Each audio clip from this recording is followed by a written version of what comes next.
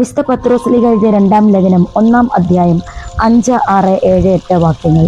ഇക്കാരണത്താൽ നിങ്ങളുടെ വിശ്വാസത്തെ സുഹൃതം കൊണ്ടും, സുഹൃതത്തെ ജ്ഞാനം കൊണ്ടും, ജ്ഞാനത്തെ ആത്മസംയമനം കൊണ്ടും, ആത്മസംയമനത്തെ ക്ഷമ കൊണ്ടും, ക്ഷമയെ ഭക്തി കൊണ്ടും, ഭക്തിയെ സഹോദര സ്നേഹം കൊണ്ടും, സഹോദര സ്നേഹത്തെ ഉപവി കൊണ്ടും സമ്പൂർണ്ണമാക്കാൻ നന്നായി ഉത്സാഹിക്കുവിൻ.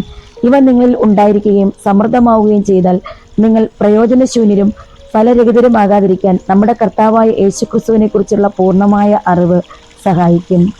നോമ്പിന്റെ ദിവസം നമുക്ക് ഒരുമിച്ച് പ്രാർത്ഥിക്കാം. കർത്താവായ ഈശോയെ, ഉത്തരം കിട്ടാത്ത പ്രശ്നങ്ങളെ അഭിമുഖീകരിച്ച് ജീവിക്കുന്ന എല്ലാ വ്യക്തികളെയും സമർപ്പിച്ച് പ്രാർത്ഥിക്കുന്നു.